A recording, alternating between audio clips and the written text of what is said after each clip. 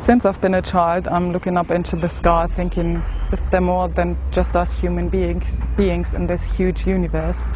And now I do believe there is more life forms, different life forms, and more dimensions than we can perceive. I've had several sightings. Probably the closest sighting would have been back in 1974. I was driving back between Ottawa and Montreal, going towards Montreal, and I remember going on the highway, and we came within literally probably several hundred feet of a huge ship. And at first, you know, we were driving away here, and I'm thinking, am I really seeing this? And we slowed down and sort of peeked out, and an enormous ship. I would have to say that it was two, three times the size of a 747. And it completely silently glided over across the highway, and we saw it go off into the distance. So there was no mistaking that that was not anything at that time that would have existed conventionally or militarily. I was a lieutenant from the Bulgarian Air Force. My plane was MiG-21. What I believe there is much more going on than we can see with our naked eye. Being in the 3rd Battalion, 7th Marine Regiment, we were pretty active. We were on the East Coast in an area called the Punch Bowl, which is just down the road from Heartbreak Ridge. We had a lull in the fighting, so we just sat around and played poker. And somebody looked up and said, "What the heck is that?" We all looked up, and there was, it looked for all the world like a chrome hubcap setting up above us. And if you looked at it, it kind of had a watery, shimmery look and a little bit bluish white periphery. And from time to time it would appear to be elliptical and sometimes circular. So imagine it was rocking a little bit. And it was just a hint of a dome sometimes on it. But we watched it, and our colonel came out and took a look at it. He made a phone call. Pretty soon, 4 F-86D model Sabre jets came out, and they tried to get to the object.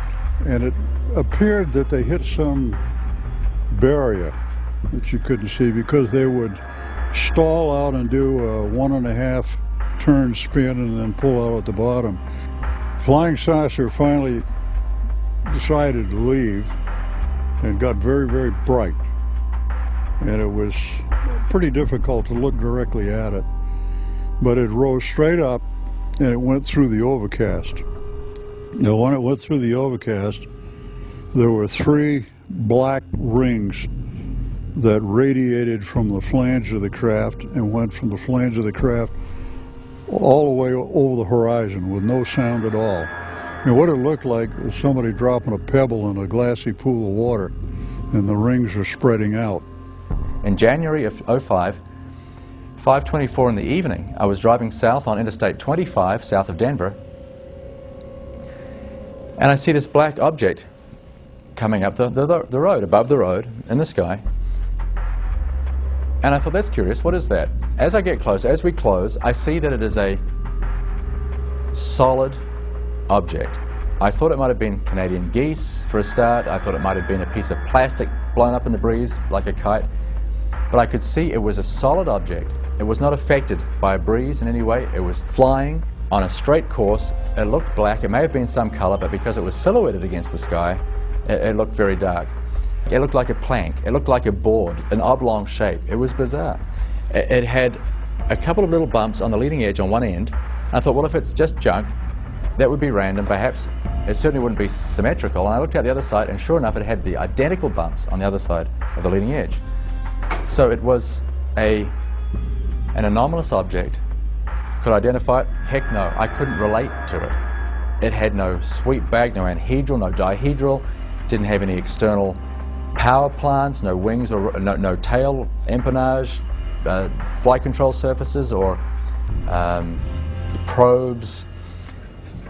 A search of the term fast walkers on the internet immediately reveals references that fast walker is a code name used by various government agencies to refer to UFOs, or, as they are sometimes called, non-referenced targets. Okay, that's holding pretty well. Craft that I recorded that did the 180-degree turn down on this portion of the screen, they're called fast walkers because of their speed. The whole episode took about a half a second to perform or less. We're talking milliseconds. And that kind of lets you know that it's not an Earth satellite that we're looking at because it's moving so fast. Plus the fact our satellites don't change direction 180 degrees without changing speed, or 90 degrees. And I have seen many of the shadows go up and do a 90 degree right across the screen.